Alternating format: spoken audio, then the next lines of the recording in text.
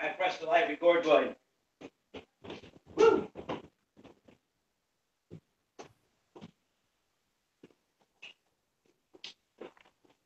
I have pressed the live record button on the other side of the screen. Hello, this is Thomas Metal 75 here with fellow beer community contributor on YouTube. Your speaker is turned off.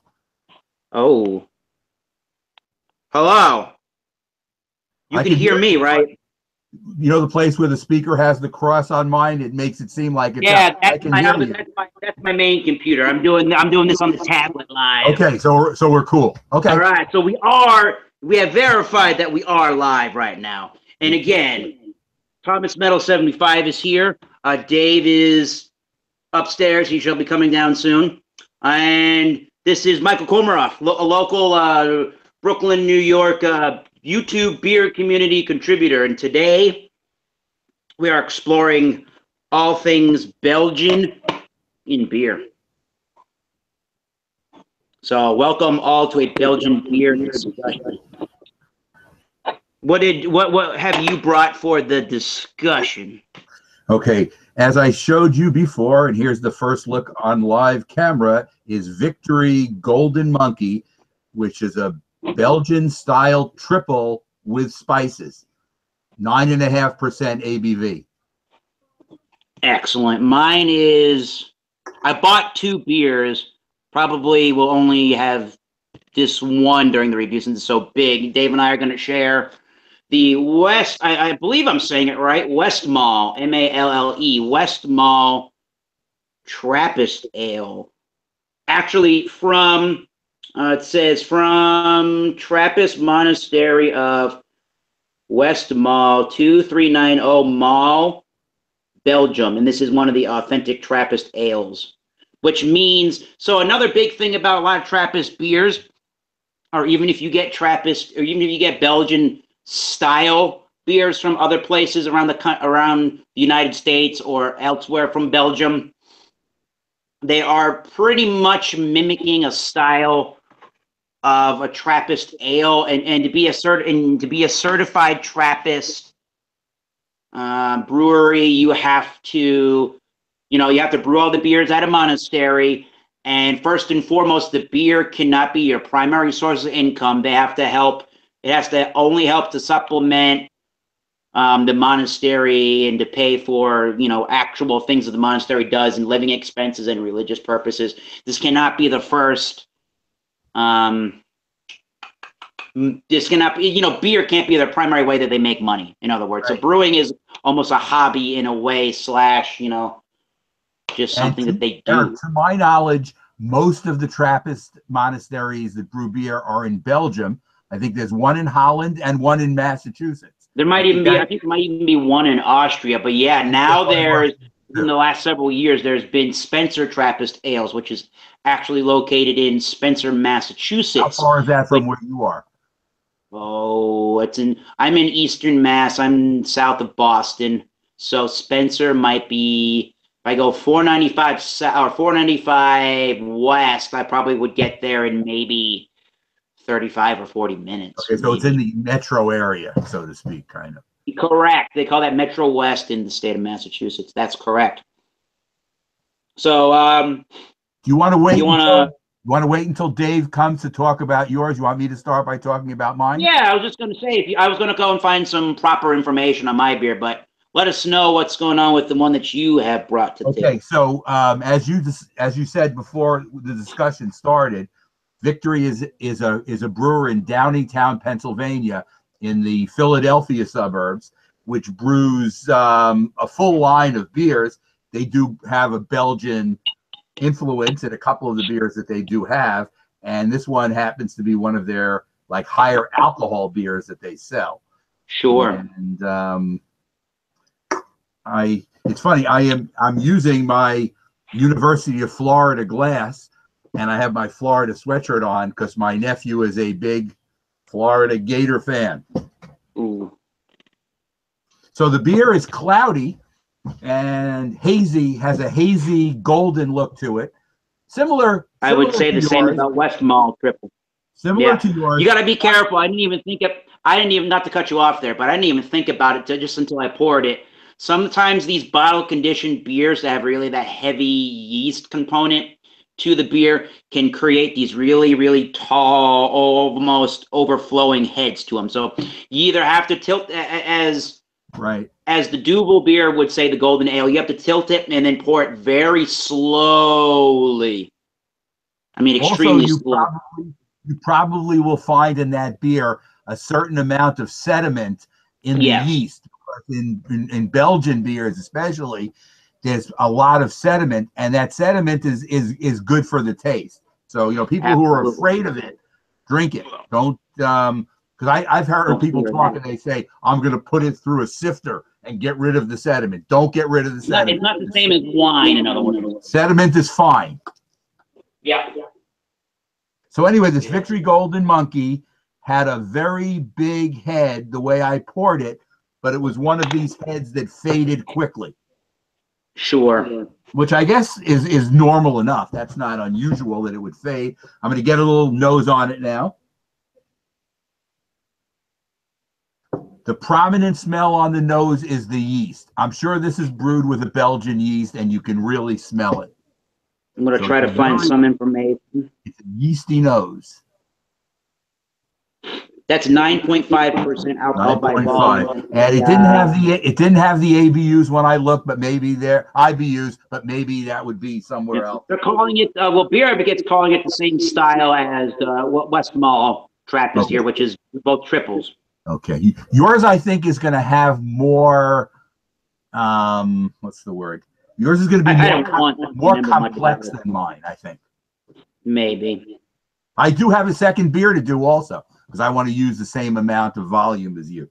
Sure. The Golden Monkey is a Belgian-style triple. They say it's got Pilsner, and your beer's got Pilsner, dextrose malt, Tettnang, middle few hops, which are, from my experience in drinking beer, that sounds like German-style hops. And they don't list any IBUs, but they say the same thing. That they say on my beer, the Westmalle Trappist, to have it between 45 and 50 degrees. The Victory Beer website says yours is at 45. So, yeah, there you go. The taste of on to the nose for you. Yeah. Nose is mostly yeast. You don't really get any, I guess you get the nose is the yeast and some spice. So it's not just yeast and spice. Sure. But I can't tell you what spice. It's not, I mean, it could be nutmeg, it could be allspice, I can't tell. Just like a general spice. Yeah. Now the first sip, the flavor of the beer is like a full mouthfeel of, let's see how I would describe it. Full mouthfeel. You get the spices right away. You do get the Belgian yeast on your tongue. It's seems pretty well balanced. It's I don't know. Let's see, how else can I describe it? I'm not going to say it's Belgian-like because that's not a fair description, but this tastes like other Belgian beers I've had. We found Dave. Say hello, Dave. Hi, Dave. How you doing? Let me tell you something about TPS reports. Uh-oh. Good day at work, I guess. Yeah. All right. Now on to the most important part of the review, the taste of your Golden Monkey Ale. Okay.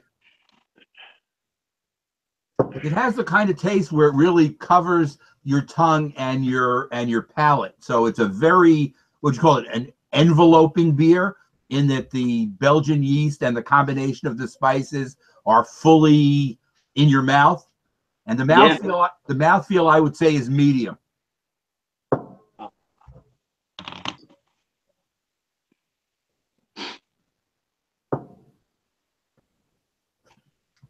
Medium's pretty good for 9.5%.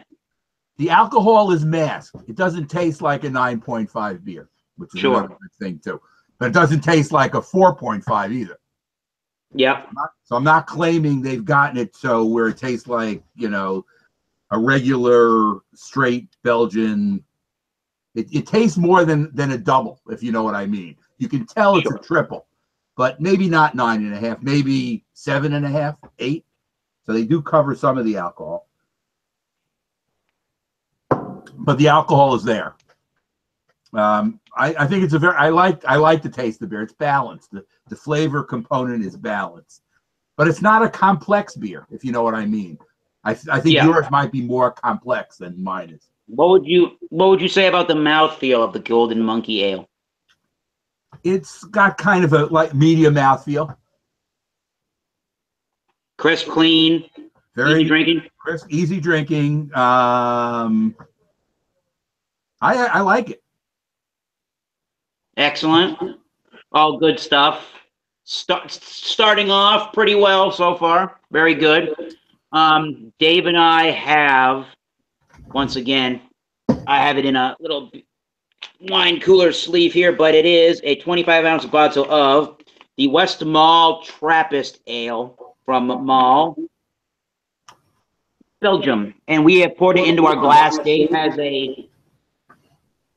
he's got a chalice glass from there against a brewery because it's a chalice glass, why not? And mine is the Chimay chalice glass. Mine actually has an etching on the bottom of it. I don't know if it's too dark in here to actually see any of that carbonation coming up, but I'm getting from the beer, yes, more in the light, it's more lemony yellow. Outside of some light, it's more of a golden kind of an appearance. I would say it's pretty hazy and cloudy, but then there's sediment to it, and there's a lot of haze to it, but there's not any big chunks of anything in it, which is nice. And what would you say about the head there? The head is very sort of dish soapy-like, and it does have, I can tell here on the side of the glass there, that it does have some pretty good lacing that's going to stick around to it. I'll say it dissipated pretty quickly, though, once I kind of poured it. Yeah, and also, again, I think maybe the two different kind of glassware with the etching on mine might help my head stay a little bit. But what would you say about that smell to the West Mall Trappist Ale? You can definitely smell it. It's kind of fruity. I'm getting lemony notes, maybe some banana and clove kind of notes to it. Maybe like almost like a bubblegummy thing, but not quite like a Hefeweizen. But it's in that direction a little bit. Like more fruit than I'm smelling. He says general fruit. Yeah. Can you smell the yeast at all? Can you smell the yeast? There's definitely a funky barnyardy thing, but it's not really. It's more like a saison. It's not well pronounced. It's more like I'm not even going to say that. I'm just going to say it's more like a saison yeast than it is like a heavy Brettanomyces or a heavy souring component to it. Okay.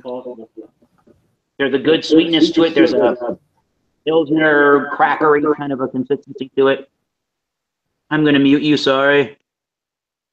And I'm getting pretty much just bready, yeasty, banana clove notes. So I'm ready to, unless you have anything else to say about that. No, you kind of hit it on the head, man. Let's just drink some West Mall. Cheers. Headphones, good idea. Earbuds. See if that's better. Really good. Excellent. That'll be better. Okay. I'm getting much more of a spicy herbal component out of the beer than when we initially smelled the beer. There's definitely a lot of clove and, well, almost like, I don't want to say like winter kind of spice, but there's clove and nutmeg in there. I mean, you definitely taste the spice to it, but the thing is, it's not something that, like, it's so overspiced what deterrs you for it. But I think it's actually very clean and crisp too as well. There's definitely a clean and a crispness to it. I would say it's clean, just on the cusp of being semi-dry. Yeah. There's a little bit of lingering flavors from there. Is it the spice that you think it's lingering at this point? It probably is, to be completely honest. There's a really nice, I don't know if it's probably not a Pilsner malt. I honestly didn't really go on the website to really check here on the internet, but it tastes to me like there's a nice, like a Pilsner malt or some kind of a nice pale maltiness to it mixed in with the sweetness that's really interacting very well and it's livening up the beer, kind of like with what you were saying there, Michael, about the Golden Monkey. I would have to say that this is drinking about the same as you described yours. 9.5%, where the hell is it? Is what I'm asking on the West Mall, which is which is making it really dangerously drinkable. There is an unmistakable, for me at least, the Belgian yeast strain is unmistakable in this beer. However, it is not sour. There's a twinge of it as it finishes, and there's like a twinge almost like a minerally water composition to it, which could be from the area that they brewed the beer. That's the kind of a water taste that you get from the beer. Almost well watery, but not quite. So but the from sediments kind of a little bit maybe. But for me, it's a very tart flavor from the yeast strain, that horse blanket thing, without being sour, and definitely a spicy, white bready Pilsner, almost malty flavor to it for me. If they just did a little bit more Brettanomyces in this beer, they could have almost brewed a Saison without it being so green and herbal in the hop notes. But there's definitely a spice component that could also be hops as well. So here's one thing I actually wanted to bring up, though. You had mentioned it was, what, 9.5 ABV? Where is it? That's actually a very solid question to ask, too, as well, because after having this and a couple good gulps of it, I can't really taste the alcohol for it. I mean, the only thing that might be a little bit of a deterrent too as well is some of the spice notes that you kind of pick up from it when you taste it, because they kind of do sense to linger. But I mean, the 9.5 ABV, it's the great question. Where is it? So this could be a delicious trap. It's ale, yeah. No pun intended. And you have to be careful when you're drinking any of these triples that are where the alcohol is hidden, because you don't want to hit a car quickly and get out on the road because you actually feel like it hasn't hit you. And exactly, you're speaking truths there. It's in your system, you don't feel it. Yeah, I'm trying to find any information, because I can't really read the website, on maybe what is being used in this beer. And it started, some information I got from one of their importers says that the triple style was, for both of us, since we're both having a triple beer, they originated at West Mall. So this is the original, quote, original triple. And they started in 1931, first sold in 1934. The name triple probably comes from the protocol established by Dubel, D-U-B-B, or double, D-U-B-B-E-L. It was the brewery's, quote, third beer. But today, there are hundreds of breweries producing triples today, but a triple will always be stronger and lighter colored than a double from the same brewery. And they're saying nothing about the actual ingredients of this beer, although they say that serving suggestions for both of our beers could be hors d'oeuvres with cheese, a rich main course, or after dinner with fruits and cheese. All right. Have it in a goblet. 45 to 50 degrees. There you go. So, I mean, here's the thing after trying this beer so much. I mean, the grand thing is, it looks like this beer actually was built to be paired out with two different foods as well, which is probably also why, I mean, it's 9.5, so it's kind of used to be sitting down and kind of eating, drinking at that point, and kind of chatting at that point, not meant for just chugging it straight down. Yeah, you can't do that. Well, here's the thing exactly that I'm still bringing up actually to the table here is that I'm nearly finished actually with my glass here, and I'm still questioning exactly where is the 9.5. Yeah. And that's something that kind of, would scare me at that point as a beer drinker, because, I mean, subtlety is kind of like the devil's curse exactly for a beer drinker too as well. You don't know it's hitting you, but you know it's hitting you. I mean, what you got in there, Tommy boy? I'm still reading about triples here, and I should have gotten more information. There's Belgium.belgiumtourism.com that kind of explains a little bit about Belgian beers and a little bit about the West Mall triple. And they're basically saying that the word triple makes reference to the fact that ingredients are used in quantities larger than usual. So they're using triple, maybe, the ingredients. It is a heavy, predominantly blonde beer with a strong taste of malts and or hop bitters. You can tell West Mall triple from their double by its label, which looks antique and yellowed, and the yellow cap in the same colored stamp with the brewery's initials. Well, I mean, shouldn't you be able to taste actually the difference too as well for the beer, not just by the label? Yeah, you got to know what you're looking for if you've never seen this before. I'm going to try to open up the chat and see if I can see anybody on the chat. But I don't know if you have anything to add about Belgian beer, the discussion, your beer in general, Michael. Well, all I can say is I've had, I won't say many, but I've had some Belgian saisons. I've had some doubles, and I've had some triples and some quadruples. And there's definite differences in both the alcohol and the way the beers look. So they are different. And the color also can be different as well. But it seems like the alcohol goes up. The saison farmhouse ale is the lowest, then the double, then the triple, then the quad. And it seems like the triple may have, in some ways, more nuance because it always seems to have spices with it. Yeah.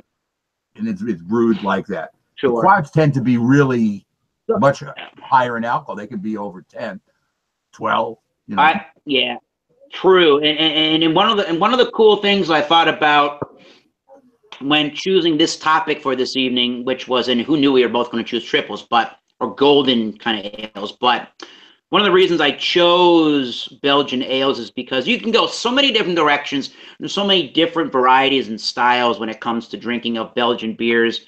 It's almost hard to wrap your brain around it if you're new to craft beer, you're new to the import beer scene, and you might have heard. Obviously, I would assume that most of us have heard of Stella Artois and maybe a beer in the United States, maybe predominant in Canada in some capacity, called Blue Moon. So those are kind of very common when we think of Belgian and beer, but there's so many different things you can do. You can have a triple. You can have a double, which is more of they call it an Abbey Ale, more of a red, a little bit less alcohol. You can have a quadruple known as a Belgian dark strong ale, which is even more alcohol and even darker in the darker fruit qualities. You can have saisons, which are practically barnyardy and working beer. Yeah, working man's beer. They can be almost any percentage. You can have, again, Belgian pale ales. You have Belgian IPAs. You can have triples, doubles, quadruples, souring beers. There's so many lambic, so many aged beers, Oud Braun, Flanders Red Ale. It's quite a place that has beers and rich history of beers that all you need to do is go to your local craft beer store, your local store that has a beer selection of some capacity beyond American macros, and you're gonna either your head will be swimming or you'll be in heaven, depending on where you are in your beer drinking experiences. Or you may be on the floor if you drink all of them. Yeah, probably. It'll do it to you. That it will. So we do have a couple of people on the chat. Well, we have one guy on the chat right now. I believe this is Blue Nose Beer Reviews, Harry. Hello, I believe it is Harry. He was saying a couple of minutes ago that he seems to like the West Mall, and he says their double is very easily accessible where he's at, which is in England, near Nottingham, I believe. Well, fair enough. So how is the Golden Monkey now? Is it changing? Are your opinions changing? What's going on with the beer right now? How's It's it staying aging pretty much the temperature-wise? same. Maybe you're getting Changing with a little bit of temperature? Maybe you're getting a little bit more. The yeast is becoming more pronounced in the taste now than it was at the beginning, even though you could get it at the beginning. The yeast is more front and center now. Jean Pierre is watching live now. He says, "Hey, fellas," and he's drinking wine. Hello, sir. Hi, John. Jean Pierre drinking wine? No, that doesn't happen. Ever. Jean Pierre, get in here and drink a beer with us. But back to Golden Monkey. It's more yeast forward at this point than it was at the beginning. Sure. I find it a very pleasant, like I said, well-balanced beer. But again, maybe all triples are not complex. It just seems pretty straightforward to me. Well, Spices. Shouldn't the entire tip be straightforward about a beer? No, not necessarily. I think the more craft beer nerds that are out there, and the more that they demand extreme beers and more hops, more alcohol, more malts, more complexity. I think sometimes that it is the beer consumer and connoisseur that can sort of make beer into something that you have to, sit there and contemplate more than other styles of beer. What you read before, Eric, I think I have to go along with. My beer is also more malt driven than it is anything else. I don't taste the hops. Sure. Malt is probably, other than the yeast, the other thing that I am tasting. Yeah, that's one of the things. I had to turn down the heat a little bit. That's one of the things that I've noticed about Belgian beer is, I mean, again, there is Belgian pale ales and Belgian IPAs, and you can get some of their styles and some saisons nowadays, more of like an American take, but some of the Belgian brewers are doing it where they're dry hopping their beers and trying to, I don't want to say competing with like English or American IPAs and hoppier beers, but would that be bastardizing almost their beer? Huh? I don't know, but they're just doing those things too. But what I was trying to bring up here is that I think Michael is I don't know if he's completely correct, but I noticed that more times than not when trying a Belgian style of beer is that their malt component, the malts and how the yeast, I would say the yeast is the number one ingredient in what makes a Belgian beer, and then the malts are what is really the supporting cast to that. I just don't notice. I mean, let me put it this way. Unless you've had a lot of different Belgian beers, it's kind of hard to try to describe to somebody when you say it's got that Belgian yeast character without somebody having sort of a knowledge point of what you're saying. It's kind of hard to really describe some of these flavors you get. I think that's true because in American beers, unless they're Belgian style, your yeast profile is not going to be using these types of yeast in it. True. What were you going to say there, Dave? Well, I mean, we're entirely talking about like the complexity too as well. Belgians using the dry hop at that point. I mean, it kind of seems like almost uncharacteristic, or is just you think it's just more of experimental like brewing for them, or is it just like trying to compete exactly with like more of like the English and more of the Germans too as well? I don't think so. I honestly don't. I honestly don't think that's the case because dry hop's actually becoming more and more popular here and there. Belgian, as far as I'm reading on Wikipedia, is that there are approximately 180 breweries in the country of Belgium, ranging from international giants to the microbreweries. And even, I'm just trying to find any information, is that, brewing in Belgium, they say, dates back to at least the age of the First Crusades in the 12th century. So I think places like Belgium and certainly the country of Germany and the Austrian Empire and that kind of a region of the world has been doing this for far longer than the Americans obviously have been around on this earth, or by far longer than anybody else in the world. And the thing to really remember is one of the reasons that beer has even been has had all this staying power and has been around for as long as it has been. It's because nobody realized that when you make beer, one of the things you're doing is boiling the kettle, which you're boiling the water, you're boiling that wort mixture, and what it does is it kills off a lot of bacteria. So during the Middle Ages, when the Black Plague was going around in the European continent, that was one of the things that was saving people was drinking of beer, because all the bacteria was killed out of that water. And you didn't have to go to a dirty river or stream system or wherever you got water and drink that plague-laden water. So it was, as History Channel says, beer saved the world. How beer saved the world? Yeah, it totally did. Oh, for science. So yeah, then they say sorry, I'm using Wikipedia, but I am. They're saying that the Trappist monasteries that now brew in Belgium were occupied in the late 18th century primarily by monks fleeing the French Revolution, which is why you do get a lot of the Belgian country that speaks a lot of Belgian and French, and I guess probably some German, but a lot of it's French-based too. So it just goes to show you that, Belgium has a lot to do with modern. This has got a lot to do with how modern brewing techniques. Yeah, it's got a lot to do with modern brewing techniques, and nobody was thinking about German beers. Nobody was thinking about Belgian beers. Nobody was thinking about English beers as being crafty, but only until North America was populated and people started really thinking about, and kind of like we are, in analyzing beers, that people went back to the old country and discovered, oh, they've been making really good, crafty, really good tasting beers forever, and now we're so young into this. Like, why? Some people don't understand that, but you know, it's a little bit of a taste of that region of the world, and that's just sort of been a part of their culture again since the 12th century. I'm taking my last sip. I'm going to get my second beer. All right.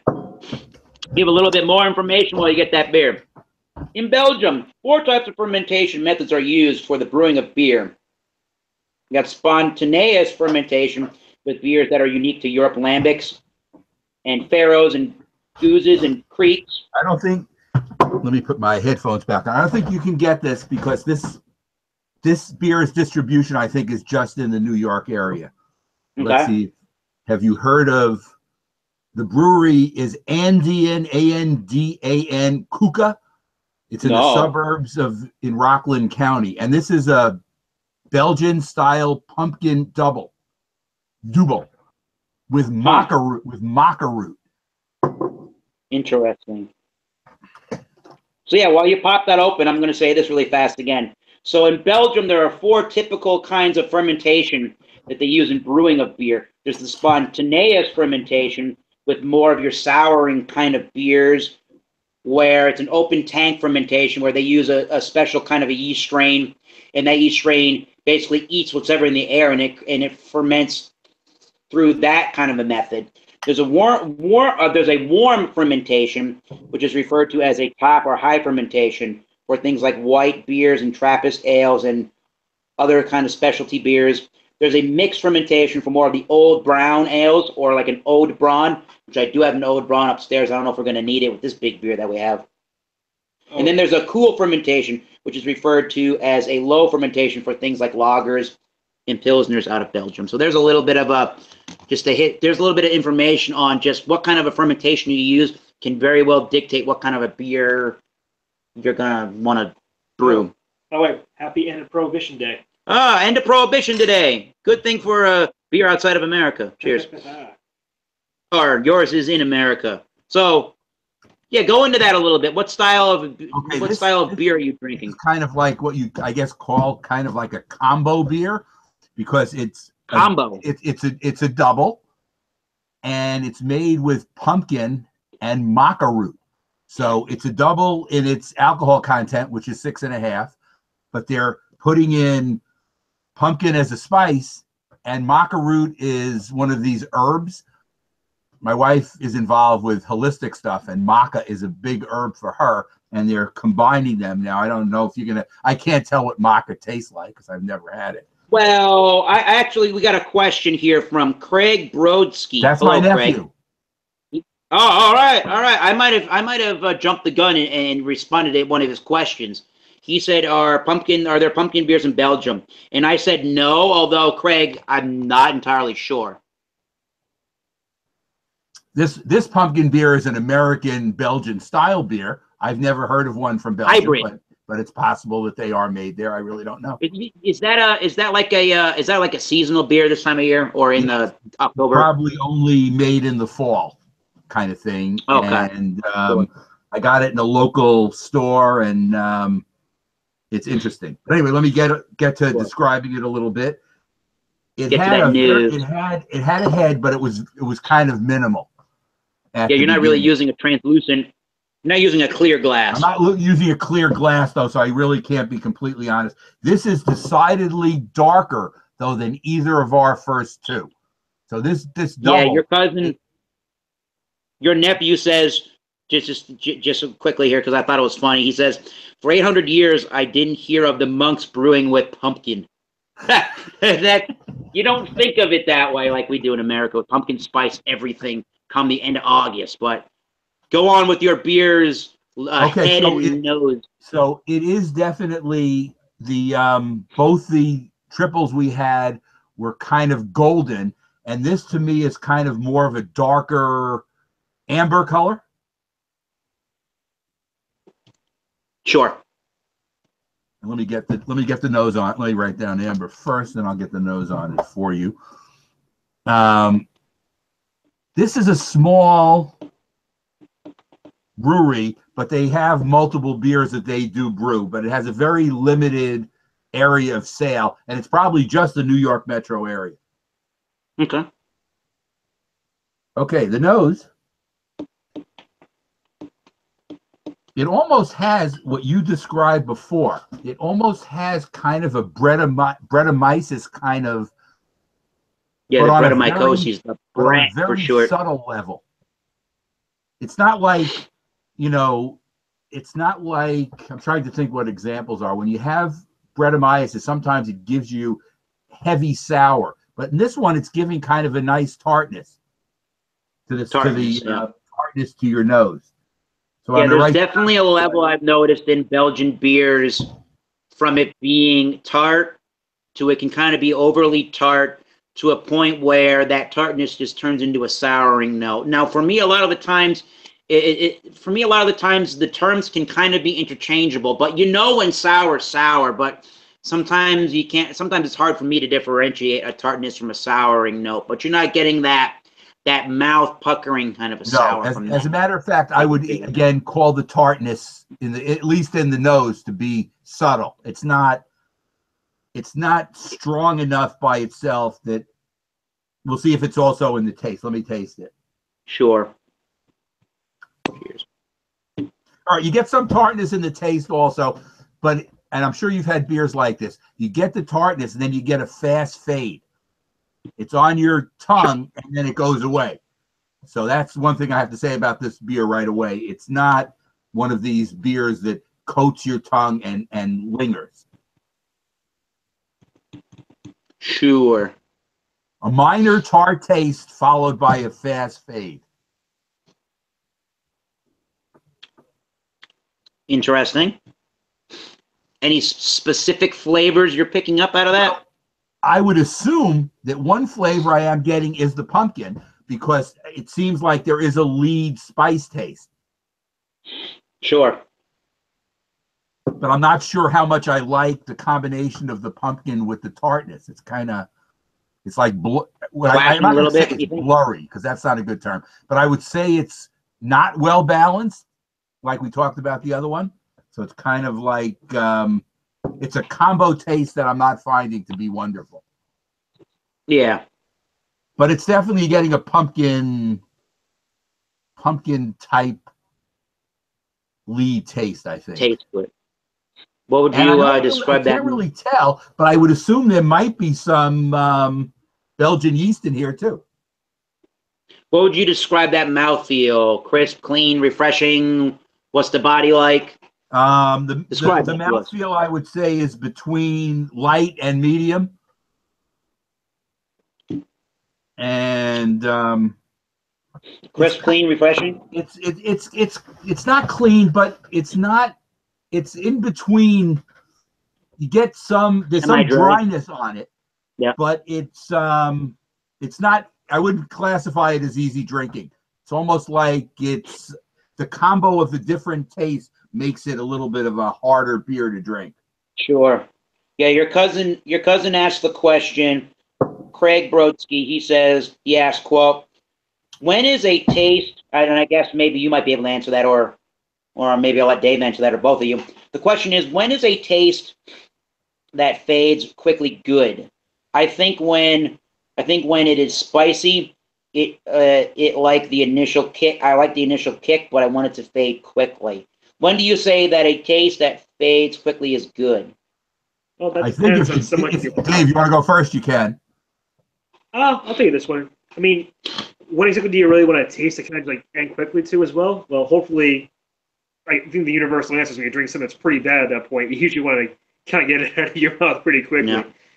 But I mean, again, it comes to the entirety of a taste profile too as well. Sure. Which is, I mean, it's up to personally the individual beer drinker himself too as well, what they like, what they dislike too. I mean, for me, I like to have like an IPA when I usually drink, which just kind of like finish quickly, because usually the bittering notes too as well. so that way I can kind of move on to something that I might be like eating with it too as well, so I can keep enjoying it for the flavors that I'm enjoying.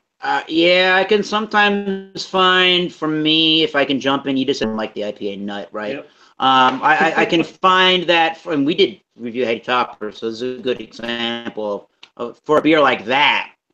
Yeah, somehow we both had a Heady Topper can review. That was crazy that one time. But yeah, him being in New York and me being in Massachusetts. But I digress. I can find that provides a quick finish like that.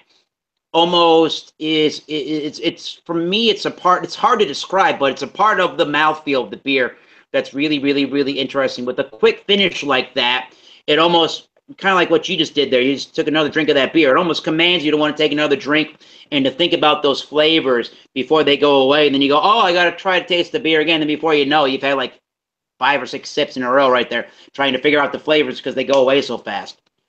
I like that in an IPA because it has that bitter flavor. It hits you initially really hard, and then it goes away really fast. It's quite a unique experience when a beer does it that way. It's a little Again, it's different. based on the beer breeder. Mm-hmm. Go ahead, you go, Dave. I'm just kind of just finishing up his point there. That it's more or less like the individual beer drinkers, like just profile itself, Yeah. what they like here and there. Yeah. All of this is subjective to your own personal taste. Exactly. It's like there's no really definitive answer for it. No. Why do you like it? Basically, yeah. Yeah. But what would you say about that? I guess with this exact one that I'm trying now, this Andean Kuka one, the problem with it is that I'm finding is the fast fade is from what you think is the first taste, and then it really doesn't come back in a good way. It kind of, the tastes are kind of, they're drifting, and they really, so it's not balanced. The beer is not really well put together. No, yeah, true. And your nephew there, Craig Brodsky, says, while listening to us describe the IPAs and those kind of things, he says true. He says true. If it was bitter too long, it might take a while for the second sip, and maybe so. And maybe one way to look at that, again, as Dave was alluding to, and I would totally agree with that.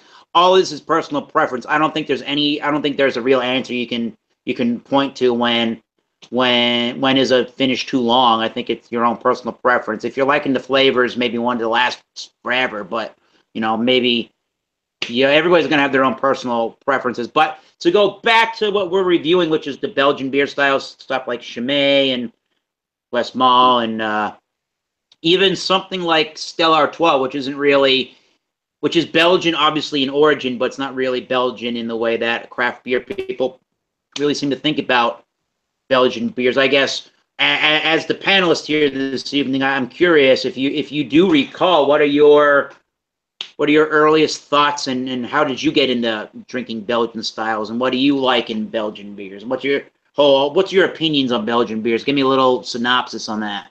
Okay, all the different ones you mentioned, I've tried at least most of them at least once or twice. I do like a lot of the Belgian sours, and you mentioned your odd brawn that you have. Those are terrific, and the Flemish reds are terrific also. But they're totally different than this.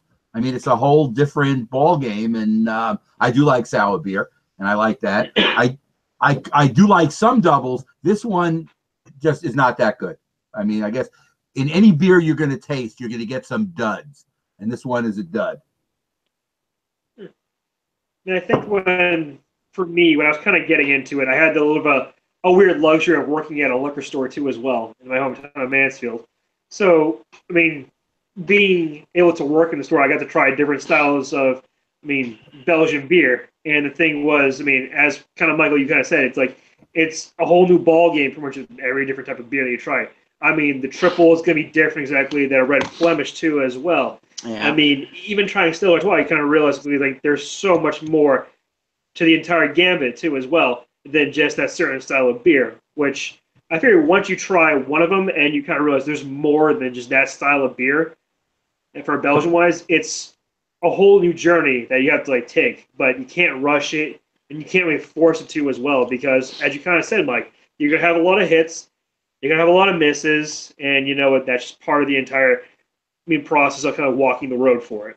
You know, I also find that with Belgian beers, they tend to be more sipper types than some of the American beers. Like IPAs, you can not a chugging beer.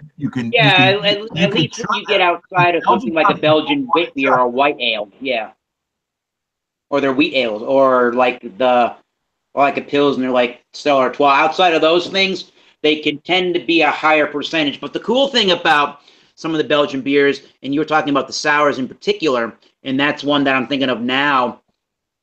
And sours can be so many different kinds of beers. There's a goose, goose, lambics, creeks, which are a combination of old and newer lambics, and then just the plain old sour beers. They can be very low in alcohol percentage, but they can have so much going on in them that you don't need them to be a high percentage to get a lot out of the beer style.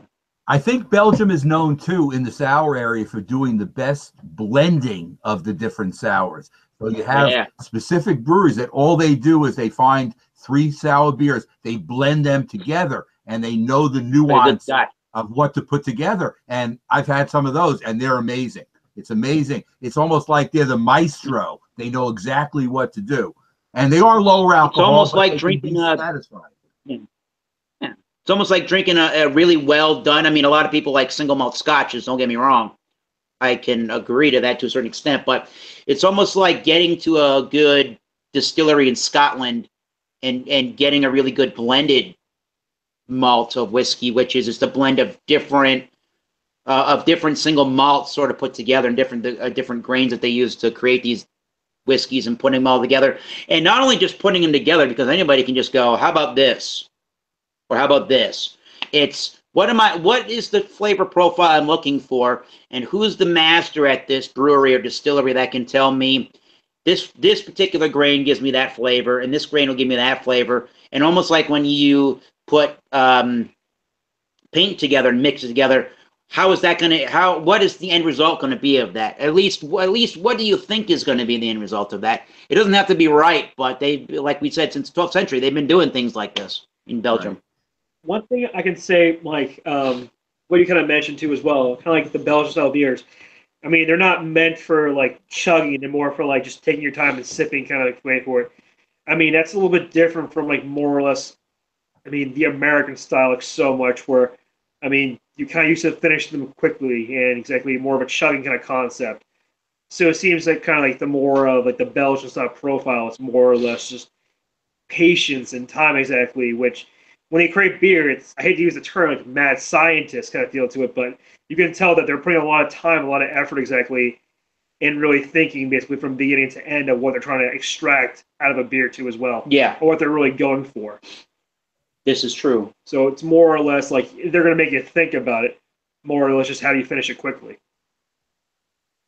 I'll be right back, but keep continuing on that thought, Michael Cormorant.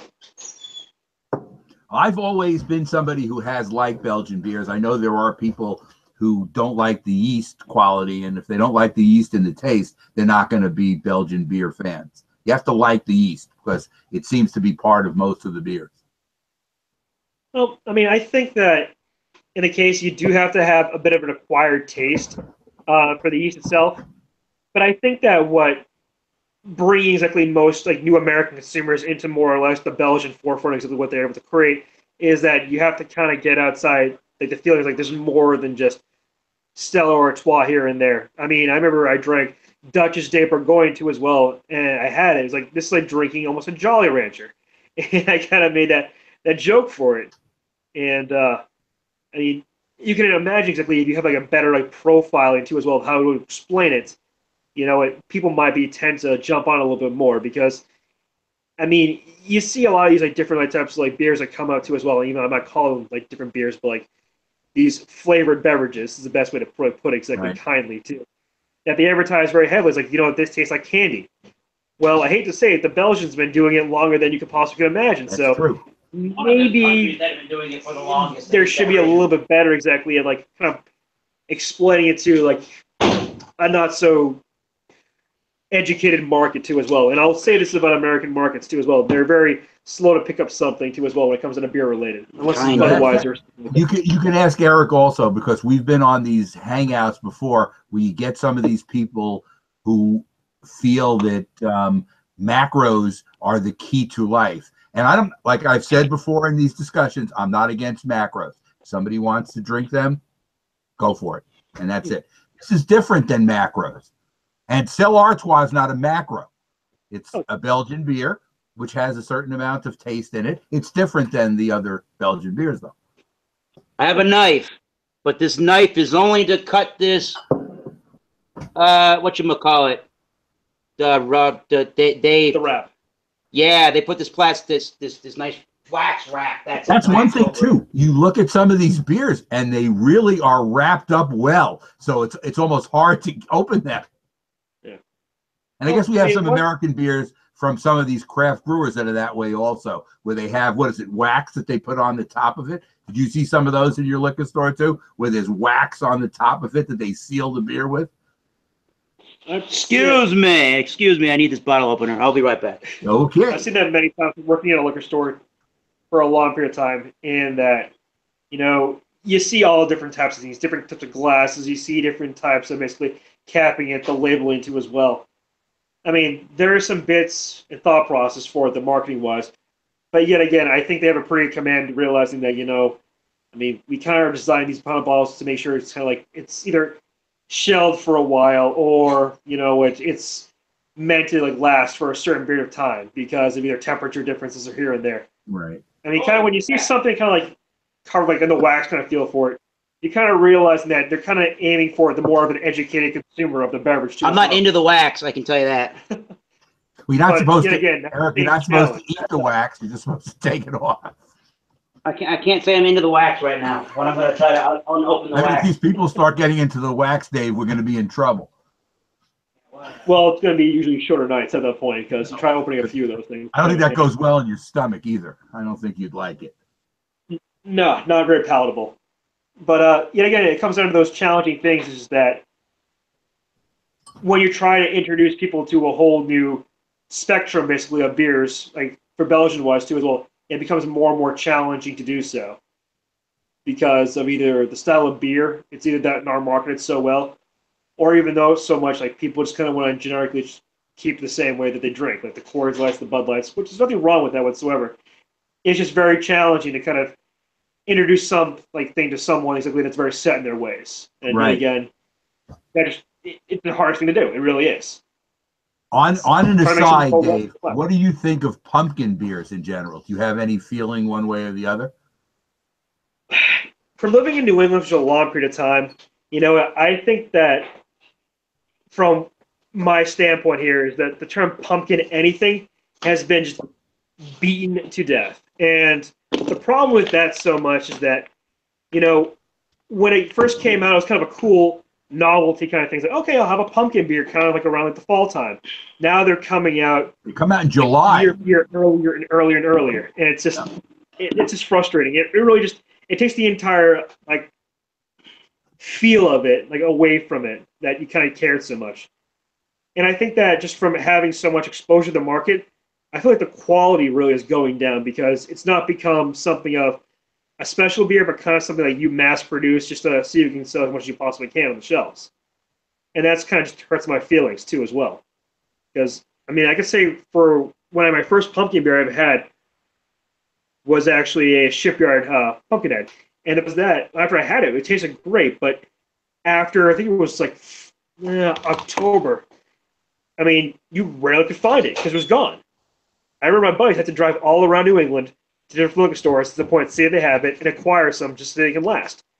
And a couple of years later now, like you'll have it till like January because it's so produced over and over and over again. The quality, in my opinion, has gone down. And now exactly they've experimented so much with it, like Imperial Pumpkin Ale and like just pumpkin stouts, pumpkin everything. And it's kind of like, you know, they're just using the pumpkin gimmick to kind of just sell something, which is kind of, well, lessening the value of what exactly it stood for. It's kind of sad too because pumpkin was a good element when it was first introduced because it was decent, but now, like you say, it's overused and it's gone downhill, and it's just too many. And a lot of breweries now have stopped making it because it's, you know, they've decided they really don't have a concept on. Well, they've taken something that was a pretty good gimmick and now they've beaten it to death and then watered it down so much. And I mean, it's sad to say because I mean, living in New England all my life, it's like this is something I should be looking forward to every single year. But now where I can get it like midsummer, now it's like I don't want to have a pumpkin beer midsummer. No. I don't. I mean, I'd rather have like the first batch when it comes in like around like October, November kind of feel for it, where I can enjoy it and hopefully not be able to get it again like till next year. It's supposed to be seasonal now, for like 2 or 3 months, not for 5 months, and start in the summertime when you don't like it anyway. You know, IPAs on a in the hot summer. summer day when you're mowing your lawn, do you really, really, really, really want to have a pumpkin tart beer? No, you don't. You want to have something kind of light, refreshing too as well, and it's something that you're not going to want to have. I mean, that's just the thing that kind of just like irks me the wrong way. And yet again, I mean, being from New England, it's pumpkin spice everything. Pumpkin in your coffee, pumpkin in your tea. I mean, if they could put pumpkin in your gasoline, I'm pretty sure they would try to. Anything they can, I guess. It's around. You're right. It's upsetting, but I mean, a gimmick is supposed to be what a gimmick's supposed to be. I mean, enjoyable basically for a little bit part of it, and then it's supposed to fade away. But not when you beat something to death. All right, I have another question for you. How do you feel about these new juicy New England IPAs, which seem to be all over the place now? You know, it's weird because in New England, we've had such an explosion of good IPAs, and it's been incredible. Where, you know, the very first like really good IPA I had was Green Flash, the West Coast IPA, and I was kind of just diving into a little bit more on the area. And then we had Trillium that came up and started making some outstanding IPAs too as well. So, I mean, we're very heavily flooded in the New England market for IPAs, and not low quality IPAs, like very strong quality IPAs. But that's the problem. It's when you have the quality so high, I mean, it's kind of hard to break into it. So for a juicy IPA, I mean, it lasts for a little bit. I mean, if it's like grapefruit feel for it, depending if it can compete, because it's so well accessible, I mean, it'll play for a little bit, but might wash away. But unless you keep reinventing yourself and making it either stronger or more well pronounced or more easily available, you're going to die out and fade very quickly in this market. It's just that's the way it plays every single time. I agree with that. It's almost like it's a very chancy thing unless you can redefine yourself again and again with the different beers you're coming out with, because it becomes a had thing. You've had it. I had this New England IPA, and unless you come out with something different, then the market doesn't accept it, and it doesn't have staying power. Well, its staying power is a big thing. Also, it's availability. I mean, for a while in the New England market, Hey Topper was the end-all be-all, and it was just a very hard thing to get, and it still is too as well, because it was something that was. However, give it a year or two. Now you have things that, in my opinion, are taking over Heady Topper. I mean, in my opinion, Trillium is now one of the best breweries in America in of itself. And it kind of says like that kind of the growth in the market in itself and the demand for it, it's very, very high. So just because you're top dog one year doesn't mean you're going to stay there. Dave, have you had a chance to try any Treehouse beers? You know, no, I have not. And that's upsetting too as well. But yet again, it's also the demand of the market too as well. When you have the ability to get Treehouse, you get Treehouse. I got this damn beer open finally. But, Eric, that took a long time to open. Yeah, must have been gnawing on the wax. Hopefully it'll be worth it. But all right. Well, if it's not worth it, then I feel bad for I've had a chance to try some Treehouse stuff, and it's amazingly good. Let me see if I can explain. I tried their green, and it was. I mean, it's off the chart. We gotta get out over there. They're about the same amount of distance, maybe just slightly farther west than Spencer, the Trappist Ale. So what they have to ask you is, like, have you had the ability to try Trillium yet? I have not, and I'd love to try it. Trillium, in my opinion, makes some of the best IPAs. It doesn't make it. It doesn't make it into this New York market, which is sad. No, it doesn't. No, it's one of those things you have to legitimately venture out for and get it, and that becomes the problem. Like, especially in the New England market, you have to venture out to kind of sometimes get these kind of beers until exactly they're kind of like hooked up by your distributor. Right. But I mean, it's always worth the adventure for it, because I remember last year what I did is I went to Trillium and I spent about $100 getting myself a case of beer. I know, $100 for a case of beer, ridiculous. However, I brought it down to my godbrothers in New Jersey, and within about I think 20 minutes, I think I've never seen someone probably the happiest they've ever possibly been because they never tried something like that. Because the beer is that good. Oh, it's that good, but on top of that too, as well, as you kind of said, it doesn't make it that far. So it's kind of like the ability you're trying something new for the first time. Of course, it's going to break your world. Of course, it's going to do that. I've mentioned Eric before, Dave. I've mentioned Eric before. There's a beer near me, about 3/4 of a mile, called Other Half, which again is something else, local Brooklyn. It doesn't make it very far. You have to wait on lines to get it. I mean, they don't sell. Wow. You can drink it at the brewery, but as far as buying cans, you got to wait on these massive lines. And if the weather is bad, they don't care. They sell it anyway, and you got to wait. People get online 4 or 5 in the morning, and they don't start till 10. So I mean, it's crazy. And I'm old enough now where I don't feel like waiting online. But that's just, I don't want to do that either. I mean, yeah. So I'd love to get it, but I there's still a little bit. I'm going to go into this beer here, and then Dave will have someone he's available to do it. What is this beer that has the wax on the outside? Yeah, I had to use Crocodile Dundee's knife, for God's sakes, and then I almost injured my thumbnail by getting the damn thing opened. And then when I did, I don't know if you can see it in the bottle there, but that sort of stuff at the top there that looks soapy, the head was, I had to put my mouth on the thing. No, don't comment on that. The temptation's so high. It wouldn't stop foaming. The head would not stop foaming out of the bottle. So that just goes to show you. So that just goes to show you how heavily extra carbonation that you had when you opened it. Yeah, exactly. So this one I know nothing about, but I've seen it a couple of times at this local Wines and More on Route 1 in the town of Walpole, Massachusetts, and I said, why the hell not? It fits the theme anyways. This is I don't know how big the bottle is, but it is bottle 157, hand bottled, 157 of 368. It says made with love in Connecticut, Oxford, Connecticut, I believe, by the Black Dog Brewing Company. Never heard of them until I actually really looked at the beer today. It's called Disco Pig. Disco Pig is, it says on their website, on the blackhogbrewing.com, says, we found a fermentation tank in the parking lot, fixed it up and started brewing beers with a lot of funk in them. We age them in barrels or dump non-traditional ingredients into them. They're bottled by hand, wax dipped, which is dumb, and stamped and hand labeled and numbered. Limited by brewer and limited and brewery only. I did not go to the brewery, by the way. Move your body and ask the Disco Pig we're getting down with now. Move your body and ask what Disco Pig we're getting down with now. So there's the Disco Pig. There he is. He's crazy. And this is an Eau de Braun from Connecticut. And this says on their website, nothing about ingredients or anything of the such. It just says that this is Flanders Brown Ale aged in red wine barrels.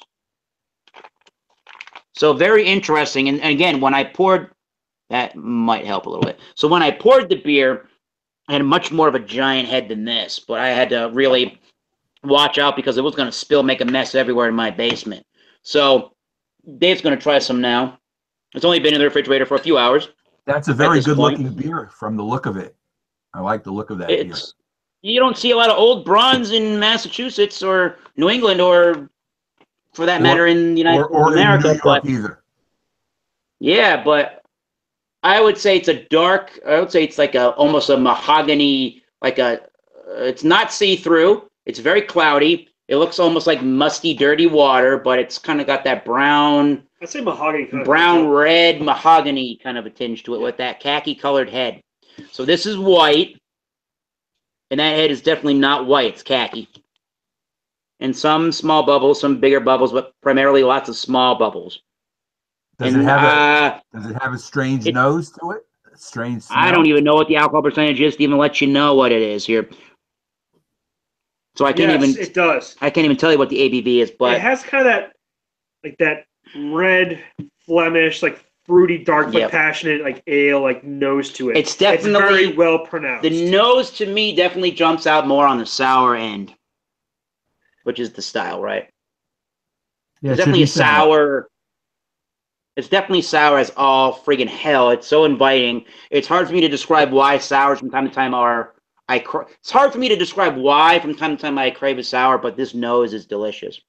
It kind of has like the best way, if I was to describe it, it kind of has that like dark passion fruit, kind of like sour, kind of like that pull from it. I mean, I don't get any tropical fruits, but then again, I can't judge because everybody's different.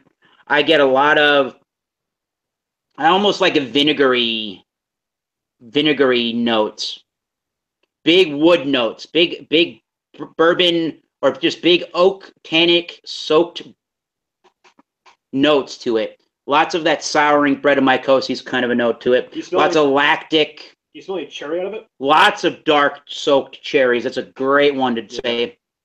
That's what I kind of say, like that cherry, kind of like that dark passion fruit kind of feel from it. And there's just an overall funky funk. I don't know how to describe that, but I'm going to call it a funky funk, which should be the name of my next band. But anyways, the funky funk. We're from Belgium. So we've been lucky, Eric, that you have been away from your bandmates or whatever, because we've had a chance to do these beer tastings. Yeah, I'm getting it. Long story short, we're getting a new band. I'm getting a new band together, and we are been jamming on Saturday. So there you go. That's good. So let's try this funky oaky barrel aged tart thing. See what the taste is like. It's kind of like a quadruple, but not as heavy in its style. In the style, it's like a quadruple, but not as heavy, but thinner mouthfeel, but more sour. I think the best way I can really approachly say this is that it's good. Imagine a Duchess de Bourgogne, but more sour. If anybody knows what Duchess de Bourgogne is, and if anybody's stuck around long, congratulations. And thank you. I mean, it kind of has that, like, with Michael over here, like that cherry Jolly Rancher type of flavor for it.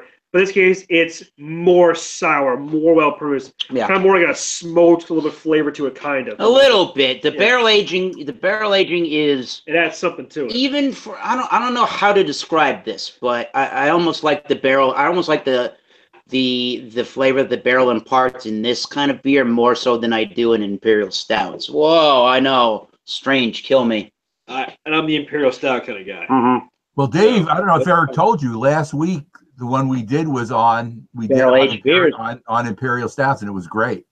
We just did all barrel aged beers, and we ended up just kind of like tonight, just coming to that same fork in the road in dark beers. So but we have to definitely revisit that. I would call this a dark. Yeah, we'll revisit that. Why not? This is definitely a dark beer, and for me, it's got all these. It's like almost lemon juice in a way, or lime juice. Maybe more like lemon juice. It's like tart, acidic, vinegary lemon juice, and you get all of these dark soaked cherries as well, getting all these woody notes. There might be a trace hint. I think you're trying to say a little bit of smoke at one point. A little bit, yeah. A little bit. I would actually say there's a nice sweetness in there, and there's some kind of a malt that's really hard to describe in sour ales, but. And I'm making that noise, right? Are you puckering? I'm swallowing a little bit. It's not cottonmouth dry, but it's an extremely clean tasting beer. One thing I can kind of mention, maybe you can kind of back me up here a little bit. It's that quick finishing beer like we were talking about earlier. I mean, when you first try it exactly, you do get those notes that you're well pronounced, like the cherry and everything. Yeah. But one thing I will mention, though, is that you do get those sour notes, but they do seem to fade out exactly and kind of a more of like a sweeter feel for it. And yet again, maybe it's just kind of it slowly fading out from something that was sour to something becoming a little more sweet, kind of the opposite ends. So the finish is sweeter than sour? Yes, I would say so. Because when you first have that big mouthfeel for exactly, you definitely can well pronounce the elements that definitely Eric was talking about here. But one thing I could say is that it doesn't finish so fast, where it kind of, in my opinion, it lingers for a little bit, going from more like a sour kind of feel to it to a little bit sweeter, and that because maybe like the sourness over time is dissipating, where it's like off ending itself because you're either sour or you're sweet. So how exactly you're gonna go? Yeah, you're like a Sour Patch Kid commercial in real life with woody notes. So you're kind of moving from the opposite end of the spectrum here because you're trying something that's very sour. So over time at that point, it's gonna become less sour. I mean, seriously, I don't even know if you can see that. Disco Pig. Look at that guy. He's a friggin'. He's having a good time in 1978 or whatever, drinking Belgian beer for the first time. Eric, what part of Connecticut is Black Dog brewed in? Do they say what's? This is in.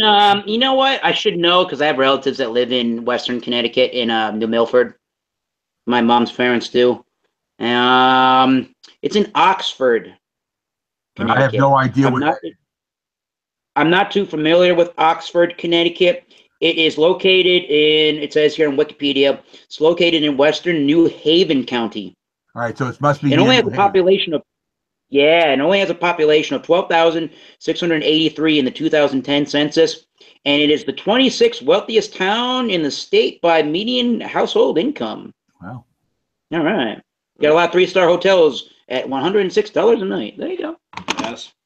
Fast. Yeah, I found this on a discount beer table. The bottle was $7, and if this was supposed to be brewery only, and it showed up at a local beer store for $7, this is a win all day long. Well, this is one of the best beers I've had all year, hands down. Here's something that Michael and Ashley were discussing too as well. It's just that it's educating the general public too as well about these different kinds of beers, and yet again, it's very challenging to do so because.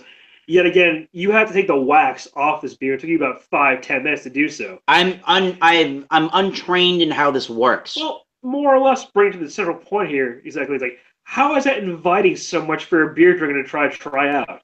No, it's kind of like it's more prohibitive than anything else possible. Do you want me to take? Yeah, I do. I think it's horrible. I think it's a mistake. And I've been at beer tastings with a friend, same kind of deal that Eric had, where he had to leave and walk into the other room to open it. And then when he opened it, he had the same thing that Eric did, carbonation problems, because by moving out, he shook it up and it came out like Eric did, where he had to no, you know what? You know what? To be completely honest, I've had.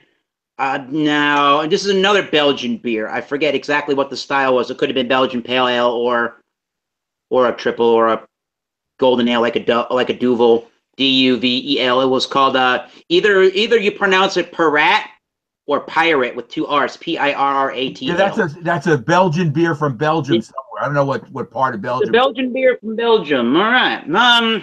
So I reviewed the beer almost a year ago plus at this point, and Jay from Louisiana Beer Reviews agreed with me.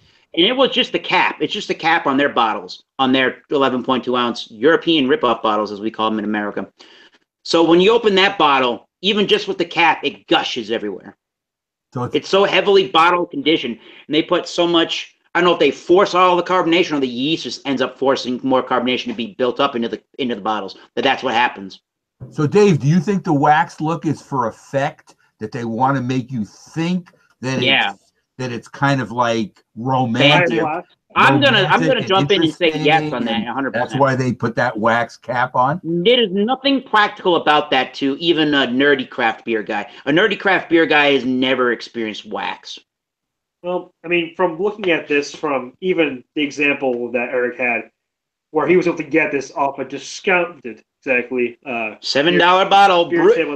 Again, supposedly the series is brewery only. Sounds like a steal. Yeah. It's a steal to the way, like, well-educated. Mine's in Walpole, Massachusetts, Route 1. However, at that point, if what you're trying to do is geared towards a beer aficionado, it's going to be kind of hard, basically, to sell for it because, I mean, if you're selling a discounted, congratulations. That's your first loss. You're taking a premium beer and discounting it. 2 things. Number 1, tell Uncle Michael we are down by 3 at the half. There you go, Uncle Michael. Okay, he's a University of Florida fan. Gotcha. And he also says before that, don't knock the wax. And then after that he says, monks use wax. Well, maybe. I have no effing clue, besides the fact that wax is used in making of candles. Well, I mean, let's leave it at candles, not bottles of liquor. Well, I mean, here's the general consensus too, as well. I mean, best beer of the year right here. Almost. here's the problem. Okay, the entire idea is that we now have this beer, and I can understand putting wax on it, but yet again, the reason why they used wax back then is because they need something to kind of make it airtight. It's pretty. I mean, we have the technology these days to kind of make things airtight, so we don't really need to put the wax in here. So, Michael, to your question that you were asking, is it more or less for a special effect? Mm-hmm.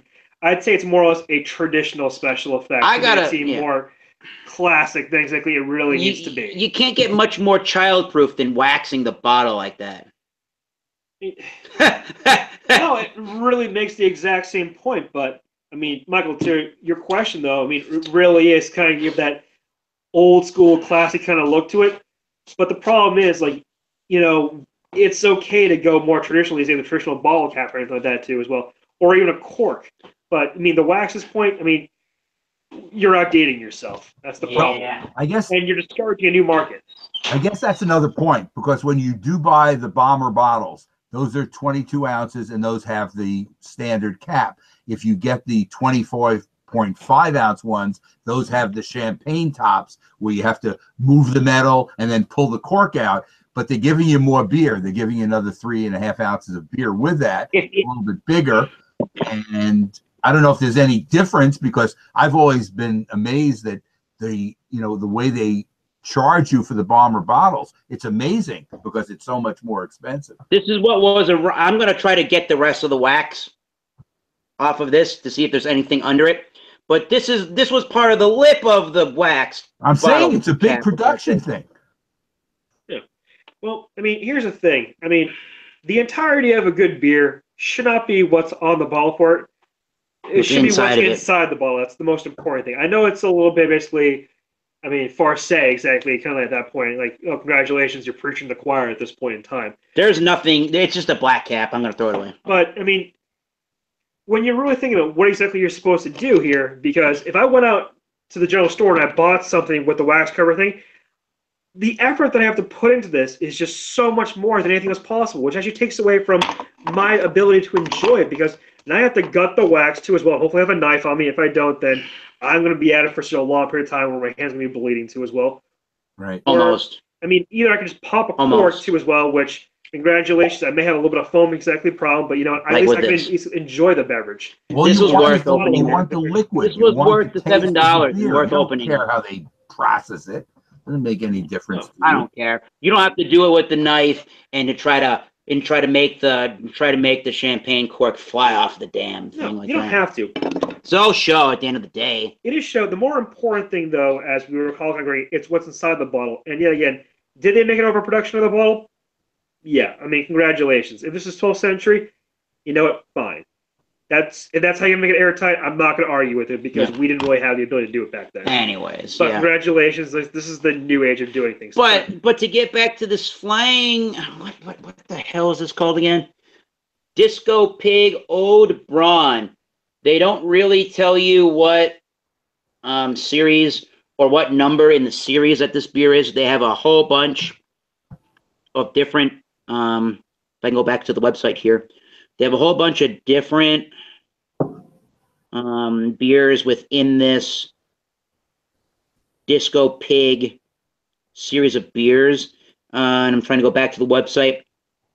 So yeah, here's the here's the Disco Pig. All right, I'm gonna put that away now. So they say on the back of the bottle, drink to the hog. All right, there you go. They have an 8 point. It says Disco Pig 8.1 is a barrel aged old brawn. They have a Disco Pig 11, Blueberry Passion, Disco Pig 10, Blood Range Berliner, Disco Pig number 9, Erie Schwein, which is a German funky beer. All right. They have an Old Braun, which could be very well this one and not a barrel-aged version. I'm not sure. And they do a lot of different sake brews and Cyberg Socies and Pineapple Express, which is a Brett IPA fermented with fresh pineapple juice. And they go pretty crazy with this beer style. So it's more of a, I guess for a brewery, it's what's considered a rotating beer series. Got it. I don't know, again, if this one is the barrel-aged Old Braun or if we're just drinking standard old Braun. But to Speak on that, but to speak on just what their Old Braun is, they say, if it opens any further, they say just for a standard Old Braun in the series, it is Old Braun, also known as Flanders Brown Ale, is a lactose-soured brown ale fermented in the Brett Troyes, Trois. With a reddish brown hue and a tart front that fades to a touch of residual malt sweetness, this Old Brown packs big complexity and flavor that will only develop with age. True to the style, there are no hop bitterness, allowing the sour and the Brett Funk to play nicely with the classic brown malt flavors. And when you say brown, you cannot think about brown ales in this country. Even though Pig's Ear Brown Ale is another brown ale that involves a pig in it from New Hampshire. But this is one of the best beers I've had all year. And I've had a couple of Alchemist beers. We might still have one more Alchemist beer. It's weird because, I mean, Eric, you and I have had a lot of beers this year. Mm-hmm. So, I mean, for me to put the number one exactly, I can't do that for myself. I couldn't. We've tried so many great beers. I mean, is it one of the worst beers? Hell no. We've had a lot of misses this year. Yeah. But yeah, it's kind of the road that we kind of go down for drinking it. Yeah. So, I mean, here's the thing that kind of intrigues me so much about this. For me, trying a sour beer and a good sour beer is always a treat because it's extremely challenging in that retrospect. Well, to find a good sour beer and to be able to enjoy a good sour beer. Mm-hmm. So, I mean, for you to get this off a discounted thing, I mean, that's like stealing gold right there. And I had to choose it based on the fact that it said, I chose it today based on the fact that it said Ode Braun, which I know that an Ode Braun is a soured Belgian beer. Now, it said Disco Pig on it, which some people are going to go, like my father did, is going to go, what the hell are you drinking? At that point, it's more discouraged. So, here's the thing exactly that I am interesting kind of when Michael and I were to show Dave. Oh, hold that thought, Dave. Go ahead. Dave, these are the ones that Eric. This is the one that I tried last week. Well, I didn't bring the white. These are from 6 Point. These are barrel aged. Have you had 6 Point brewery only? Yeah, we know about. So he knows about 6 Point. That I do. Okay, so what they did those is are just brewery only. The barrel aged series that they released, where you had to go on their app, buy it in advance, and then you come down to the brewery and pick it up. That's better than having to wait online. So that part is good. The prices are a little bit pricey though. Like these were $20 a 6-pack. But it is barrel aged. So I guess you have to draw your own parameters on what you're willing to pay, I guess. But that's also brewery only. How much do you get per can at that point too as well? Is it like 8 ounces, 12 ounces? These are 12-ounce thin cans. It's not bad. Yeah, I mean, you'll get 4 16-ounce cans of like now you pretty might much something like Trillium 20 or one. You 70. Might see this one if you get 6 Point distribution in Massachusetts, because the 3B they released this one nationwide wherever they sell to. But the 4 and the 5, this one is the 3 bean was bourbon barrel, the 4 bean was rye barrel, and the 5 bean was port wine barrel. Ooh. And they're very good. I won't say they're at the level of. I mean, Goose Island. They can be owned by InBev. They're still terrific. Their bourbon barrel series is terrific. That's something else I was going to ask. They go in that direction. Are you getting distribution now of the CBS, the Founders Canadian Breakfast Stout? Have you seen that? I wouldn't. I'm going to be completely honest in saying that I assume that we do.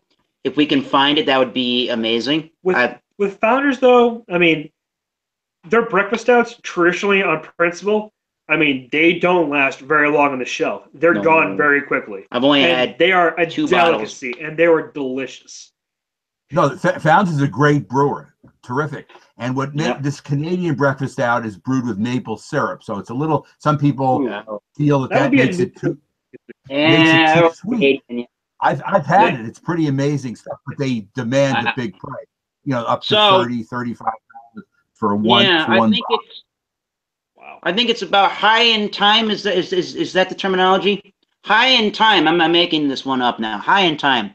I think it's about high in time. Now we start to go overtime at now 9 p.m. Eastern Standard Time, and let's give our maybe final thoughts and ratings and grades for the beers that we've had this evening. Now, Okay. Dave and I had started with. Now I didn't even realize we were going to open up this beer, and I said, "Why the heck not?" Since I capped the West Mall Trappist Ale. I kind of bring out the devil in him. Sometimes it does. It's dangerous sometimes, but I'm gonna say I'm not even gonna compare these two beers because I think it's highly inappropriate to do it. Yeah, can't do it.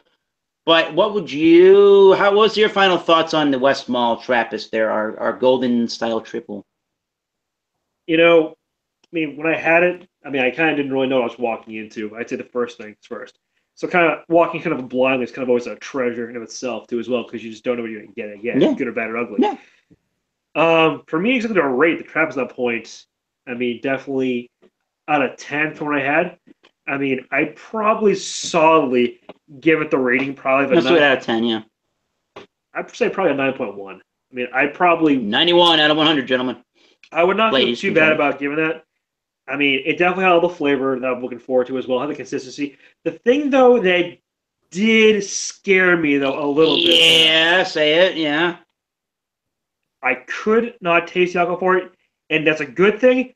Yet again, a scary thing for me. Yeah. Because I mean, any basically person that enjoys drinking beer exactly as much as I do and Eric too as well. I mean, you kind of want to have the ability, like, okay, when should I really just shut it down at that point? And if you can't pick it up when you should, for as subtle as it can be, that can be where it gets very, very dangerous. What did the Environmental Protection Agency guy there, William Atherton, say in Ghostbusters? Shut it down. But I mean, I think a 9.1 exactly out of 10 is definitely a very fitting. Or the guy from Bar Rescue, shut it down. Yeah. I love that show. Eric, what do you give the West Mile?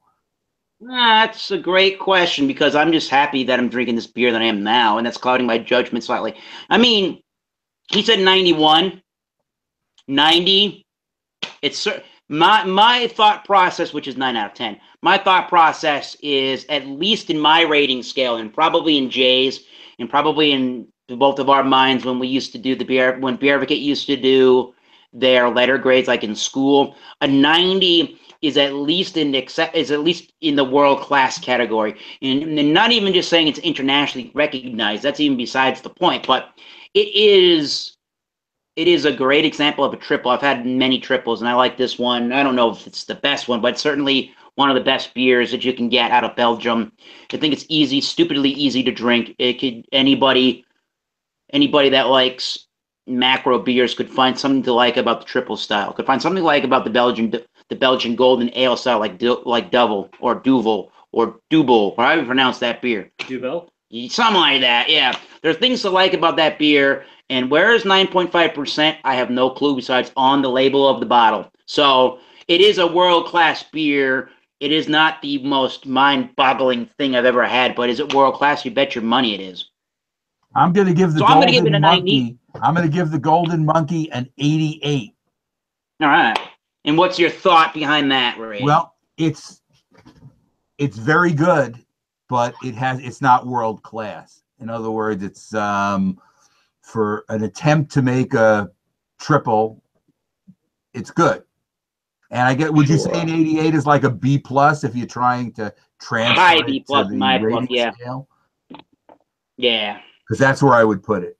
About a B plus. All right. 88.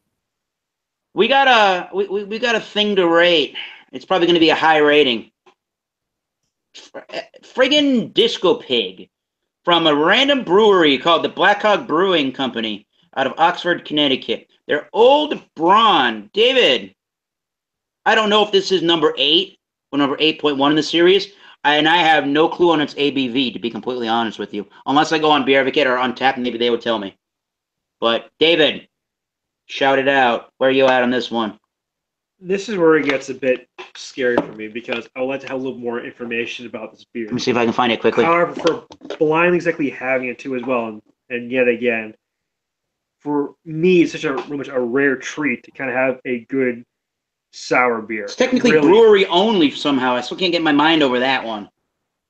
And yet again, more amazed on Eric's tale that you got this on discounted rack. $7. Someone definitely messed up on that one. You know, for me to give this a rating out of 10, I feel very comfortable for saying this is a 9.3. Very comfortable for that. Yeah, I'm thinking about a 95 on this one.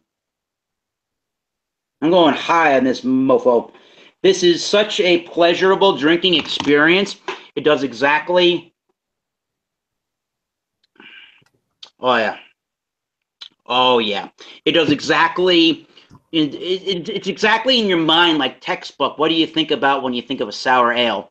For me, sour ales are so tart and acidic that they go to that sour place. You can call them sour. You can call them acidic. You can call them tart. You can almost call them like drinking straight lemon juice out of the bottle.